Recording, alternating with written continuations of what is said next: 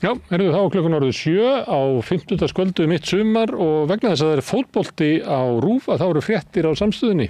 Hérna hjá mér er María Lilja og Sigurjón Magnús. Við ætlum að byrja út á sjó. Hérna, við erum með klippu hérna sem er úr skessuhorni. Alltaf gaman að geta sýnt klippur úr landsbyggðapressunni. Það er Foxilli strandumenn fóru í samstöðusiglingu í morgun. Já. Þeir sigldu þarna út. Já, víða. Já, frá Grundarfirði og Ólafsvík og eitthvað stað við það. Fáum við ekki hérna fyrirsögnum upp á skjáinn? Fyrir þá sem eru að horfa á okkur í sjónvarpi, en svo náttúrulega sem eru að horfa á okkur í útvarpi. Eða hlusta. Hlusta, já, það er eitthvað að horfa í útvarpi. Hún er þarna kemur hún. Já. Herðu, þeir voru með mótmæli og ég ætla að tala hérna eftir fréttirnar við hérna Kjartan Sveinsson sem er formaður hérna félag strandveiði sjómanna eða strandveiði félag Íslands held ég heiti og ég ætla að tala við fleiri sem eru þar, ég ætla að tala við hérna Benedikt Bjarnason, hann er formaður Eldingar, félags smábátaeigenda á norðanverðum Vestfjörðum og hann Þórólf Júlían Dagsson sem er ufsa veiðimaður og strandveiðimaður líka. Ég ætla að taka stöðuna á þeim. Hvað er hann á landinu? Hann gerir út frá Höfn í Hornafirði en hann býr í, ég held að sé kallað innri Njarðvík frekar en ytri Njarðvík. Hann er ekki komin heim núna en það eru þau bara á leiðinni í bæinn. Þetta er svo flott myndir sko. Maðurinn á mjallhvíti, hann var komið með veiðistöng. Það má ekki veiða, sko. Það má veiði í soði sko. Einmitt, það var svolítið flott. Og hann með veiðistöng sko. Já, ég hjó eftir þessu líka. En við höfum talað þetta mál hérna og bara við töluðum með Ingu Sæland þegar hún kom hérna, hún talaði að þetta var einn af afrekum Flokksfólksins. Lilja Rafney, hún var í viðtali við þig og fullyrti að þeir myndu tryggja strandveiði 48 daga sem að þýðir það að þeir megi veiða í maí, júní, júlí og ágúst. En nú er miður júlí og þeir eru leiðin í land. Búnir með kvótann. Og Fiskistofa stoppar. Já. Og það gerðist í dag, eða í morgun bara, að það var flutt hérna strandveiðin ásamt byggðakvótanum, var flutt út úr atvinnuvegaráðuneytinu, þar sem að Hanna Katrín er. Yfir í innviðaráðuneytið sem er eiginlega byggðaráðuneyti þar sem að hérna Eyjólfur Ármannsson er og hann segir þarna í þessari frétt stranduðum ekki haldið áfram þrátt fyrir tilfærslu málaflokka. Það var eitthvað svona smá von á þeim stranduðum og það gæti þýtt það. En hvað merkir þetta? Akkur er verið að færa þetta? Ég hérna las grein sem að Björn Valur Gíslason fyrir þingmaður og togaraskipstjóri og skrifaði þá hann er nú svona Samerja maður eða ekki? Nei, hann er hann hjá Samerja? Nei, hann er svona stór Nei, hann hefur samt skoðun á því ég veit það að þetta sé óheillaspor það sé alltaf að fara já. Ég veist að SFS er líka á því þau vilja hafa þetta inn í á sér en byggðakvótinn Nei, sko að færa strandveiðarnar SFS er að sammála Birni Vali en ég held að strandveiðimenn eru það ekki og fleiri eru það ekki vegna þess að þeir segja svo byggðakvóti til dæmis veitum við hvernig honum útlutað af byggðastofnun og undir hvern heyrir byggðastofnun hún heyrir undir innviðaráðuneytið ekki atvinnuvegaráðuneytið þannig þetta sé bara eðlilegt að færa þetta á milli. Já, hann segir það, Eyjólfur. Hann segir þetta sem mikil vonbrigði. Þetta hafi svona verið mál hans flokks fólksins. Já, en drepið, en hann bindur mikla vonir næsta þing. Hann svona eiginlega lofar því þarna í RÚV í dag. En einhver leyti er þetta að saga það hvað SFS er bara sterkt afl í íslensku samfélagi. Það er þetta er svona rétt handað við hornið sæluhús. Þetta verður allt betra að næstu vertið. Svo bara breytist ekkert.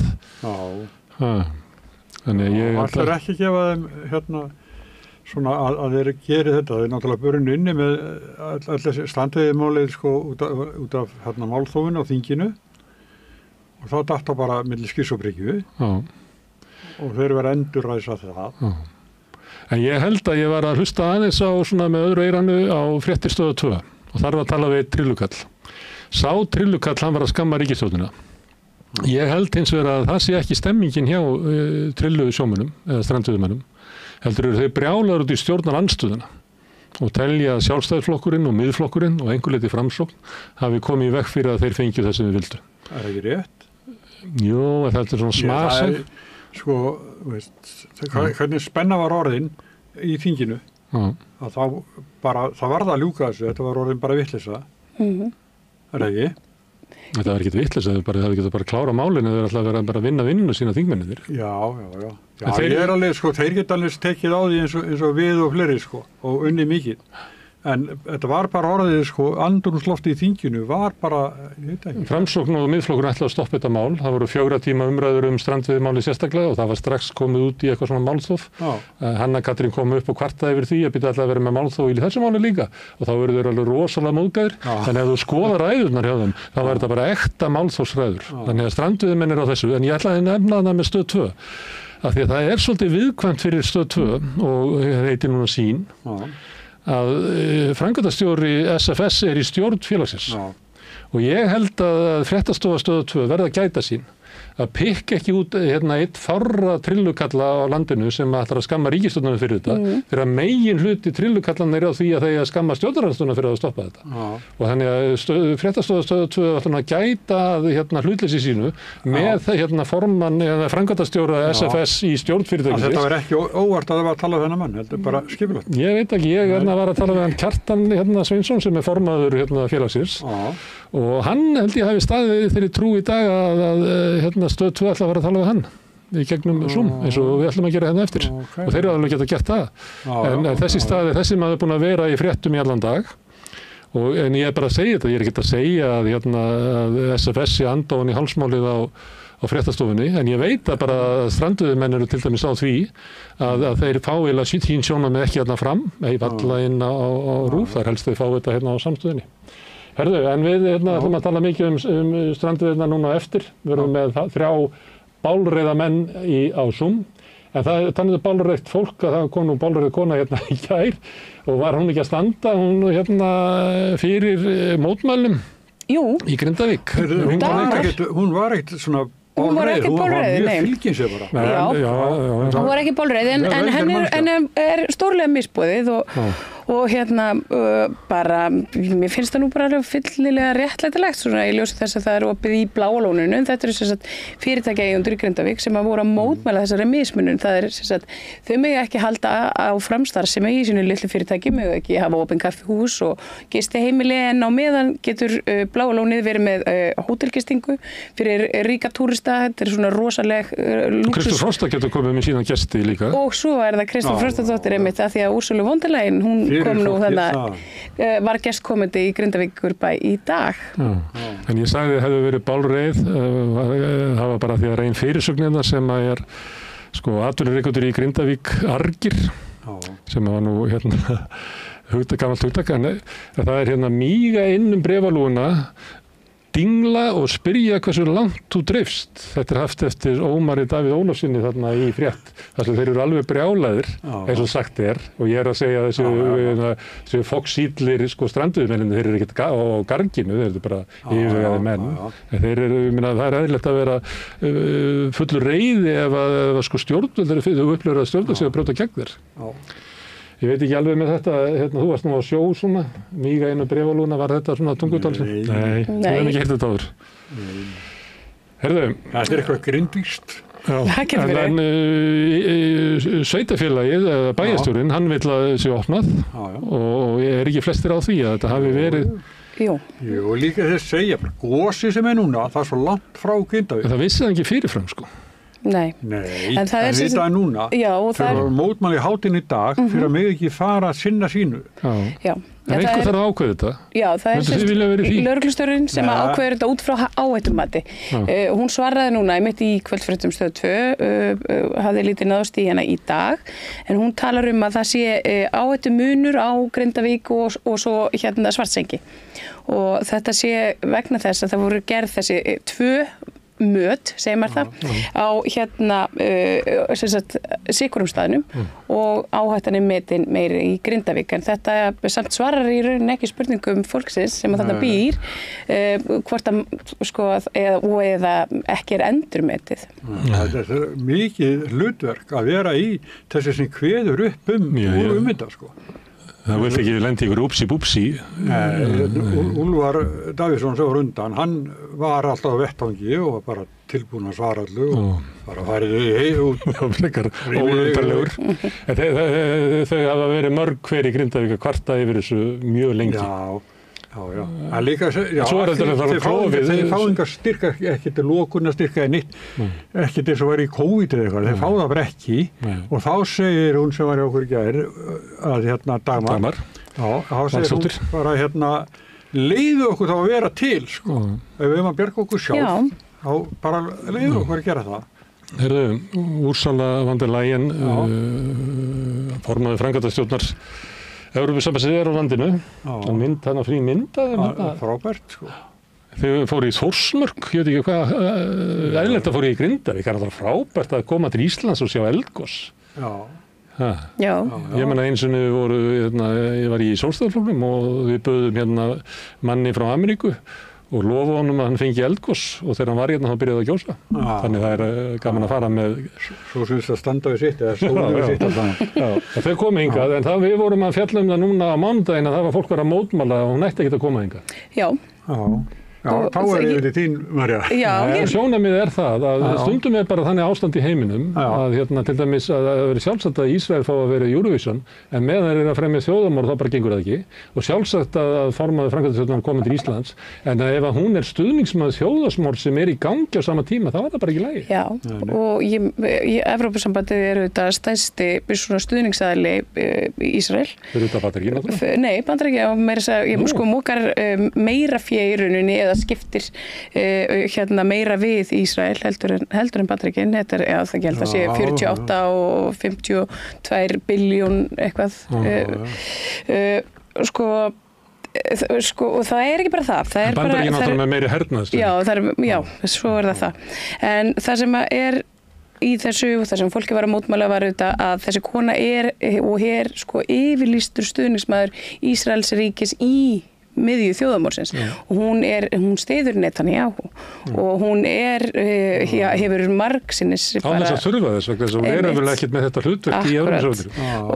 Og þetta er mjög umdeilt innan Evrópusambandsins og Evrópusambandsþingsins sem ég veit ekki betur en að það hafi verið þannig einhverjir þingmenn á vegum Evrópusambandsins sem mitt á fundi í Bógota bara núna að ræða aðgerðir út af þjóðarmorði. Þannig að það er skrítið að Kristrún Frostadóttir taki þetta móti Ursulu von der Leyen. Herðan, hvað er tilkvæmst? Hún hefur lýst því yfir að Evrópusambandið lítur svo á að aðildarumsóknin væri ennþá gild og svo komum við vorum eina frétta sem að boða tvíhliða varnar- og öryggissamning milli Íslands og ESB. Við vorum með frétta því og einhver leyti umræðunar það og það hefur verið sagt fyrirfram. En Evrópusambandið er ekki hernaðarbandalag. Nei. Og af hverju eru við að gera varnar- og öryggissamning við... Og hvað felur tvíhliða varnar- og öryggissamningur í sér, sko? Ef ykkur ræðst á Evrópusambandið þá við að koma að bjarga. Og hvað á Ísland þá að gera, sko? Það er það sem ég skil ekki alveg. Þetta er mjög óljóst. Ég meina að þetta var blaðamannafundur, við höfum kannski átt að vera þar, ég veit ekki, þá hefur við getað spurt þessar spurningar. En ég vissi nú hreinlega bara ekki af honum. En þetta svolítið svona spurningarnar sem ég hef allavega og mér finnst ekki að hafa komið fram á þessum fundi hvað í ósköpunum felur þessi varnarsamningur í sér þegar að Evrópusambandið er ekki hernaðarbandalag og við erum herlaus þjóð. Ég fór inn í pósthólfi okkar og þú var ekki búið á hana fund. Nei. En það þetta er alltaf breytast í heiminum, ekki Evrópusambandið bara svo Bandaríkjamenn ætlast til þess að við séum herrættari en við... Nei, bara hvert aðildaríki í NATO borgi. Ég held að Bandaríkin hafa engan á að tala við Evrópusambandið varnarmál, en Evrópusambandið er ekki varnarbandalag. Nei. Það er Evrópuríki sem Bandaríkjamenn vilja borgi meira, en það kemur Evrópusambandinu ekkert við. Það er bara peningar sem að fara... En ekki nema að það sé verið að segja okkur með þessu að Evrópusambandið sé orðið af hernaðarbandalagi. Macron nefnir þetta stundum að búa til einhvern veginn sameiginlegan evrópskan her. Það fær engan hljómgrunn í Evrópusambandinu. Þannig að við þetta tala að við sem að tala við formann framkvæmdastjórnarinnar einhverju öryggismál og svona, að sumu leyti þetta eitthvað svona bara leikrit til innanlandsbrúks út af því að vita að Íslendingar eru óanægðir með Trump og það er svona óöryggi varnarsamninginn og eitthvað svona hugmyndum að þá getum við snúið okkur til Evrópusambandsins. Ég held að það sé bara ekki raunhæft sko.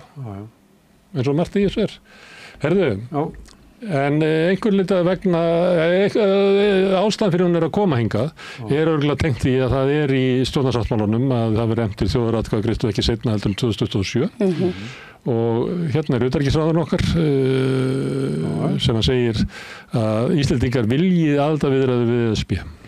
Já, þetta sá hún í samtali við Politico að Íslendingar vilji þetta. Ég veit ekki, það er kannski ekki mín tilfinning að Íslendingar vilja endilega þessar viðræður en ég gæti eftir rámt fyrir mér svo ég lifi í svo litilli búblu. Já, ég held nú að ég myndi spá því sko. Að það þjóðaratkvæðagreiðslum að halda viðræðum eða setja í gang. Já, myndi það rétt merja þetta?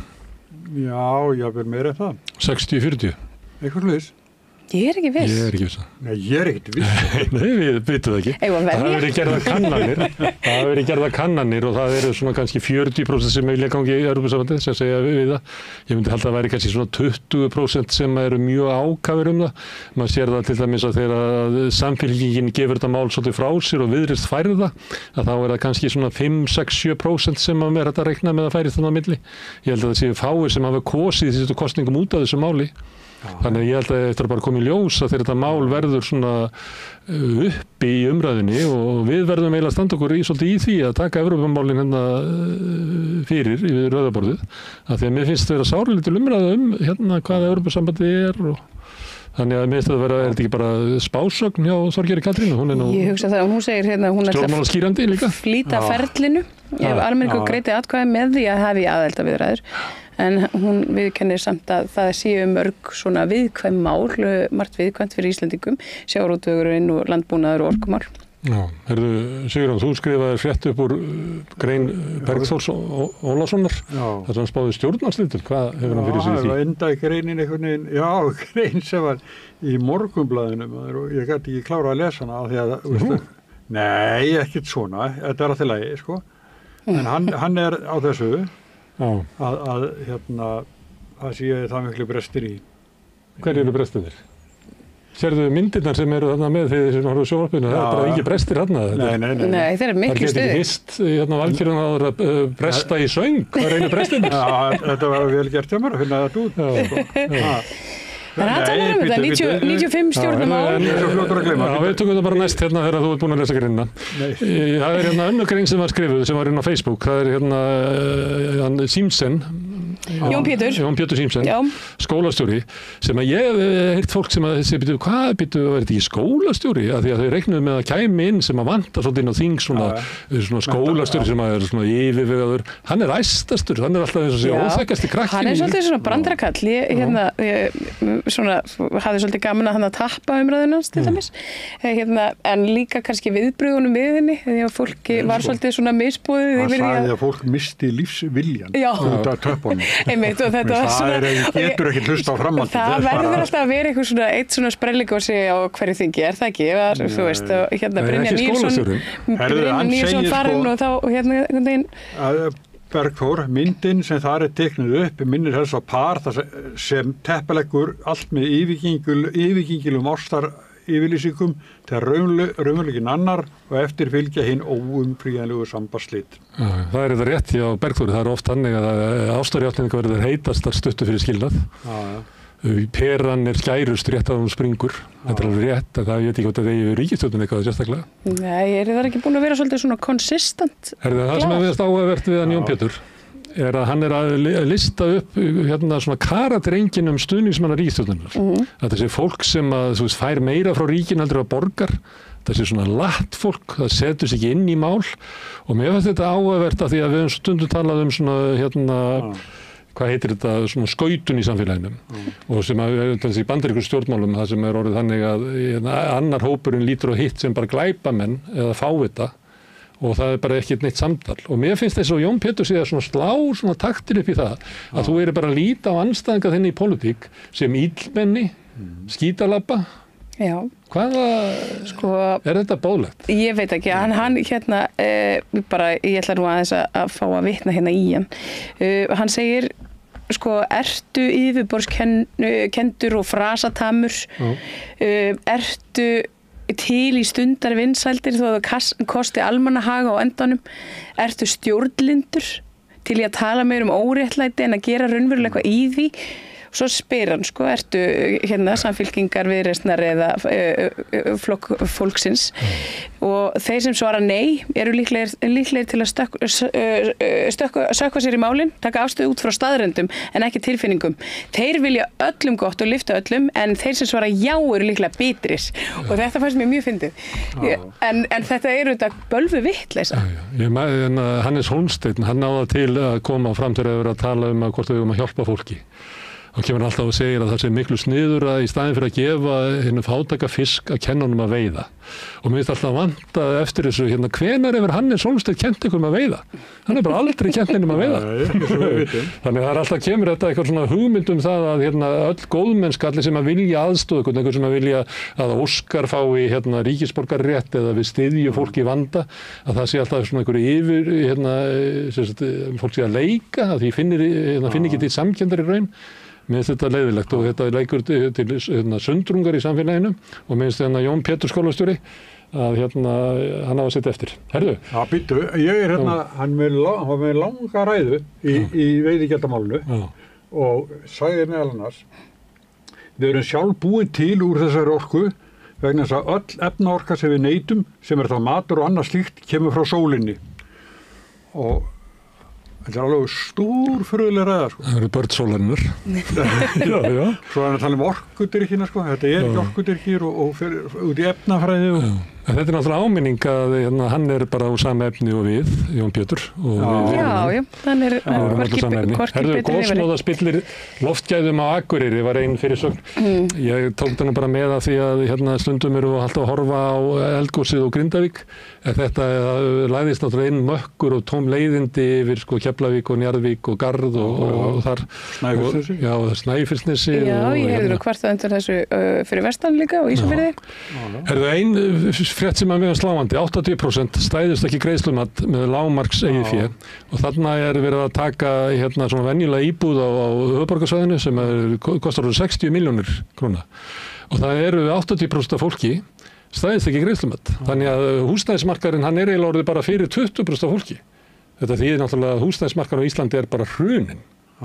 Og maður myndi halda að það væri bara bú, neyðar. Ég meina það eru þessi 20% sem að eiga svo fleiri en eina íbúð og verið að geta kippt upp og sópað upp á okurverði og leikt út. Hinn hópurinn verður að leigja. Ja, þegar við verðum að leigja, einmitt. Og ég get takkað 50 skall á þig, ég get takkað 50 skall á þig, ég get takkað 50 skall á þig.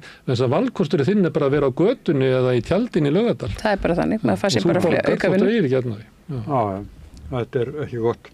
Og ríkala vont fyrir fólk get ekki keypt sem er borga verulega háa húsaleigu búin að gera í langan tíma, standa alltaf í skilum en komast ekki í gegnum nálaraugan í bankunum. Nei, það er því einmitt að leigugreiðslur eru ekki metnar sem það er ekki teknað með í reikningin. Þannig ég geti farið í bankan og ég borga 420.000 krónur á mánuði í húsaleigu.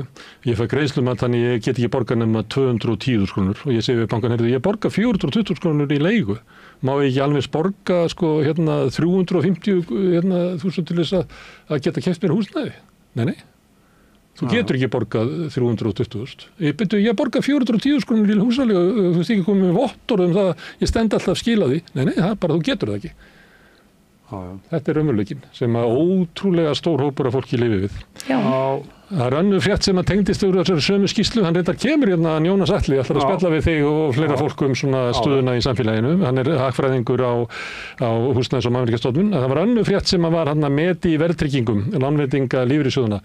Mér finnst ágætt að hafa þetta með, vegna þess að það er ekki svo langt síðan munið ekki eftir því að við vorum með seðlabankastjóra sem að var að tala það að við varum kannski að fara bara út úr verðtryggingunni. Við vorum að vinna okkur út úr verðtryggingunni, munið ekki eftir þessu. Þetta er Ásgeir Jónsson, hann er ennþá seðlabankastjóri. Herðu, Ísavia, uppáhaldsfyrirtæki allra, braut lög á Keflavíkurflugvelli. Það er neytendastofa sem skammar þá. Og hvað gerðu þeir? Þeir breyttu reglunum bílastæði, þannig að nú eru þau konum við svona myndavelar og mynd allt saman, sem er svona áhugavert að því ég var að tala við Breka Karlsson það hvernig svona verið að pikka peninga fólki fyrir að leggja bara hér og þar og þeir sitja innan að eftir 5 mínútur þá byrjaði ég að rukka þig og Neytendastofa segir þetta er bara ekki í boði sko, ég meina fólk verður að ná að taka töskuna úr bílnum og þeir eru með þetta allt og þröngt og þeir eru bara rignir í kortunum að það verður að rukka bílastæði þar sem að fólk til þess að geta hafa lagt sko. Þannig að Ísafjörður fékk þetta, en sektin ég held að hafi verið sko. 500.000. Þetta er engin sektu þetta. Ég meina þeir eru enga stund að rukka nokkur stæði og þá eru þau konum með þetta. Alveg ótrúlegt. Hver er þetta í hug? Mér finnst þetta, einmitt eins og Lísa, síðast ég fór inn á þetta plan hérna, komufarþegana, að þá þarf ekki að borga hér sko. Svo kom bara inn á heimavaka minn. Já, og ef þú borgar ekki inn að 3 daga þá bara hækkar það og þeir telja sér geta gert hvað sem er. Herðu, næsta frétt er landlæknir hlynntur því að banna ljósabekki. Ég hafði þetta nú fyrir þig, Marja Lilja, því að við sátum frammi hérna einhvern veginn í vikunni, þá var Stöð 2 með fréttir að ljósabekki vera hættulegir og við vorum svona á því að þetta væri nú bara svona gúrka hjá Stöð 2. Já, þetta er eitthvað svona mál sem er dreigð upp alveg svona á svona 6 mánaða fresti cirka.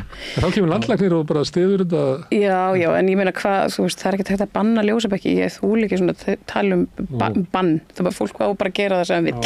En af hverju kemur þetta sumrin þegar það er sól? Þegar það er sól. Er þetta ef ég er að fara og ég er bleikur Íslendingur og ég er að fara í sólarferð og ég geti ekki boðið fólki upp á mig á ströndinni svona bleikan, þá fer ég í 3-4 tíma, er það málið? Ég veit ekki, það er sko... Það er bara samfesting, það er bara skílu sem er bara samfesting. Ég er að velta okkur kemur þetta mál alltaf upp á sumrin. Það er gúrkanir á sumrin. Já, en þetta, ég veit ekki, sko, ég man eftir einmitt þegar frétt í vetur að það væri svona aukning á ljósabekkjanotkun meðal ungmenna. Þetta hefði einhvern veginn svona dottið niður okkur tímapunkti, núna væri þau aftur farin að sækja sér í veðrið, þessi bekkir. Ég veit ekki, sko, eins og ég segi, verður fólk ekki bara að fá að velja fyrir sig hvort það vill steikja sig inn í svona grilli eða ekki? Ég ætla ekki að vera í einhverju stöðu fyrir utan ljósabekkjastofur og... Mótmæla? Nei, mótmæla, ég ætla ekki að gera það. Herðu, Viktor Orbán, hann er svona, þykir ekki góður maður. Það er eitt sem að, nú er hann vill hann bara refsiaðgerðir. Hann er mikill þverhaus. Já, það er eitt sem að þegar hann er að tala Úkraínu sem að mér finnst alltaf að því að það gleymist að það eru 200.000 manns sem að búa í Úkraínu sem eru Ungverjar. Af því að þetta var teiknað einhvern veginn svona og stundum er hann að tala fyrir hönd síns fólks sem er hinum við landamærið og núna er hann, það náttúrulega vill ekki fara í úkraínska herinn af því að þetta er bara kjöt hakkavel og það er erfitt að fá það og verið fréttir af því að það sem er verið bara að sækja menn inn grenjandi og verið að draga þenni í herinn og þeir sóttu Ungverja sem er þarna að heimsækja sitt frænt fólk en hann er með ríkisborgararétt í Ungverjalandi og hann segir ég ætla ekki að fara í herinn og þá ráðist þeir á hann og berja hann til dauða. Og hann vill refsiaðgerðir af því hann er alltaf með önnur sjónarmið í Úkraínu heldur en aðrir í Evrópu. Ísland er hann alltaf sagði vera svona pútinisti. En mér finnst að við megum alveg hlusta aðeins á hann því hann er bara mönnur sjónarmið í sambandi við þetta. Hann vill ekki fá þessi átök sem eru þarna yfir í sitt land og eitthvað fleira. Þannig að Nei, en úkraínska herinn hafnar þessu. Hann heitir Sebastian og þeir segja að hann hafi verið kvaddur löglega til herþjónustuna og hann hafi flúið sjálfur og dáið úr einhverjum lungnasjúkdómi. Ég styð alla alveg frá því að Gervi Sóni kom hérna og vildi ekki vera í franska herinn að þá styð ég alla unga menn sem neita að ganga í herinn. Já, og talandi það er svona vaxandi, bara svo ég skjötu því inn, það er svona vaxandi, rísandi bylgja í Ísrael á meðal ungmenna sem eru að brenna svona pappírina sína þar sem að þau hafa verið kvödd í herinn. Þetta er bara jákvæðast það sem ég heilt lengi. Þetta er bara mjög fallegt og þetta er svona vaxandi hreyfing og ég meina þá segja þau, ég meina eiga þá öll vona á því að þurfa að fara í fangelsi í ár en segja að þau séu tilbúin til að gera það fyrir að þau vilja ekki taka þátt í þjóðamorði. Herðu, það er eina mjög sérstök fyrirsögn. 8 börn fædd úr erfðaefni 3 einstaklinga til að fyrirbyggja sjúkdóma. Ég veit ekki, finnst ykkur þetta áhugavert? Þannig að vera að hanna fólk. Já. Eru við einhverju hættulegu svæði þannig? Það ekki. Ég veit það ekki. þetta ekki bara eitthvað svolítið spennandi? Heldur að við... Búið til eitthvað svona litlar óofrum manneskjur sem að verða aldrei veikar. Heldur að við hefðum fengið að fæðast ef það hefði verið séð hvernig við erum? Heldur að... Það er sko allt, ævisagan er skoðuð. Þú hefur ekki fengið að fæðast, þú hefur verið lagaður eitthvað með. Já, þú hefur verið lagaður. Já, þið báðir. Ég þá ekki að klára skútur í 12 ára bekk og svona því ég ekki og... Mér finnst þetta alltaf að vera svolítið skeri þegar ég að lesa svona. Já, mér líka. Því að ég veit að mælikvarðin hvað þið þykir verið eftir svona vert ekki alltaf góður. Sko. Nei.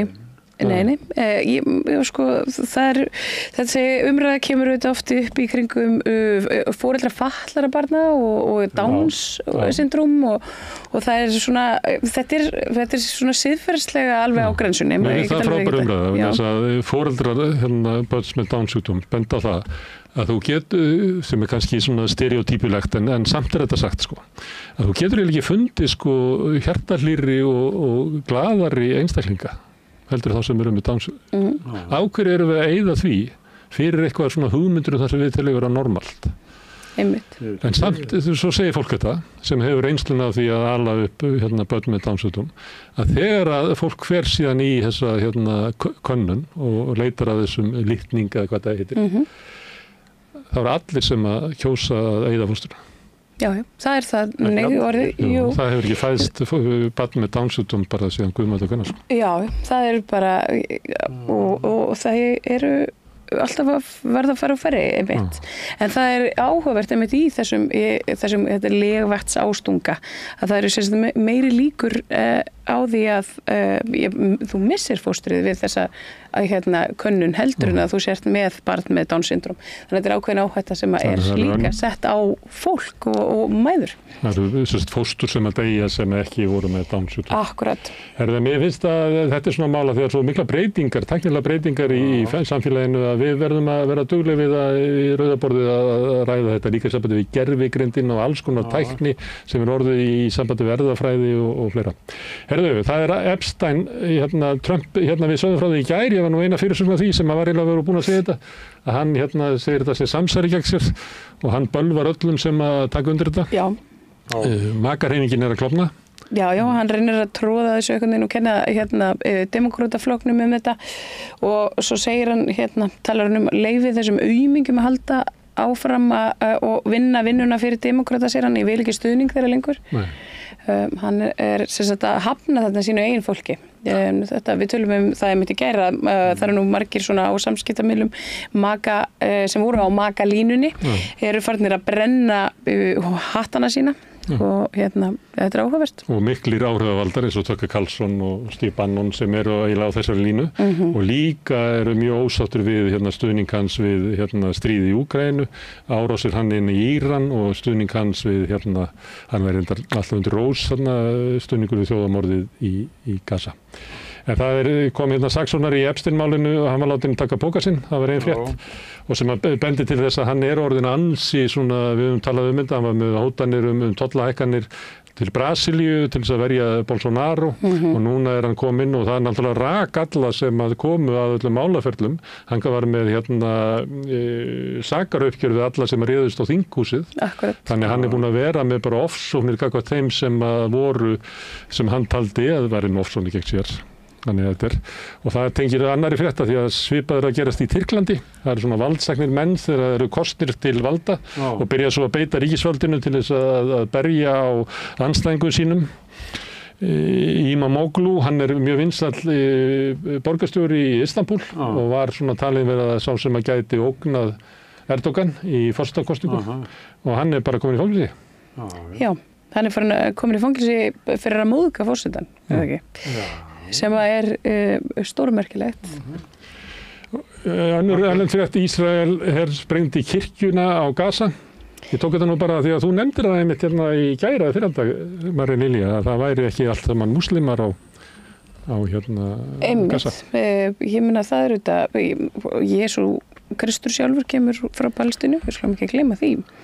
En þetta er þetta, sko, ég veit ekki, þetta er svo sem ekkert nýtt, það hefur ekki verið jólahald í Betlehem núna í 2 ár vegna þess að Ísraelsherinn einhvern veginn er með hann allt í heljargreipum að þetta eru ákveðin skilaboð og ég meina það kannski, maður vonar auðvitað alltaf að sko svona viðbjörnslegu verknaður verði til þess að ýta einhverju eða við einhverjum en ég veit ekki það þarf að gera meira til þess að ýta við fólk eins og Úrsulu von der Leyen og maður, ég meina, hún sannkristin kannski hún sannkristin það draugar ekki að drepa börn það draugar ekki að drepa fólk sem að fara að sækja sér í mat hungrað ég meina það borst fregnir af því bara núna í morgun var ég að lesa að þeir eru ekki bara að skjóta fólk sem að bíða í röðum eftir mat heldur eru þeir að nota gas og það farið að hljóma ansýrend kunnulega. Önnur frétt sem eiginlega tengt því sem að þú sagðir. Þú varst eitthvað að tala að lundin væri í útrýmingarhættu. Já, hvað heldur að gerist? Þetta sveppi af öllum mennum fari ekki í sjónvarpinu, veiði lund á snúanum hálstunum og éta hann svo. Já, sko, sveppi, guð minn góður. Þetta, sko, mér þykir þetta persónulega mjög hryllilegt. Ég veit nú svo sem alveg að fólk borðar lunda. Ég sá þarna að það voru einhverjir sem kommentuðu undir þessa færslu, það var eitthvað sem að gagnrýnir sveppa fyrir þetta. Þessar aðferðir þar hafa verið klaufalegar og svona dýrun ekki til sóma. Eða sveppa sjálfum. Hann náttúrulega að drepa eldri fugla sem eiga unga í svo það sem að svelta í hel sko. Þannig að þetta svona ég veit ekki, þetta eitthvað sem gert? Lundar vittir með þessum? Já, en ég meina að þú veist þetta gert svona ennþá þarna á þessum svæði? Það bara því að það eitthvað óljóst út af hverju en það bara hefur fallið stofninn. Það líklega út af æti í sjónum eða eitthvað slíkt og hann í útrýmingarhættu. Og með þess að sílamáðurinn orðinn í útrýmingarhættu.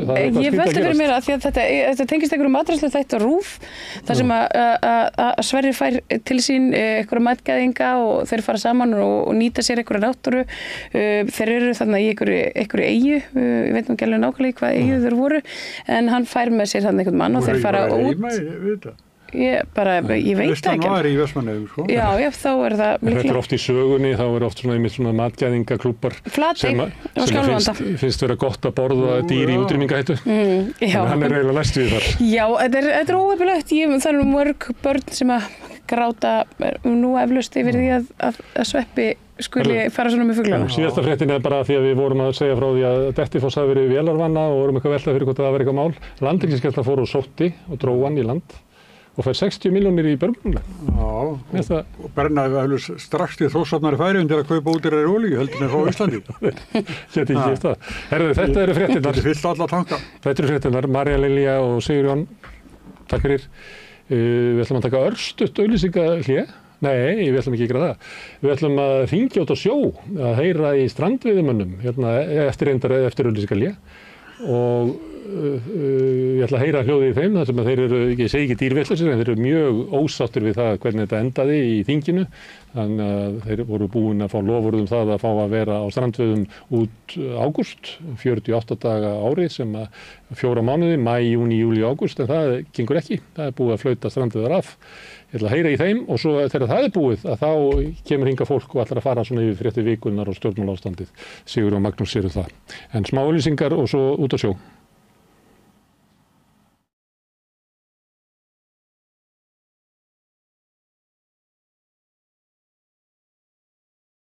Frjáls fjölmiðlun á í vök að verjast, allstaðar, ekki bara á Íslandi.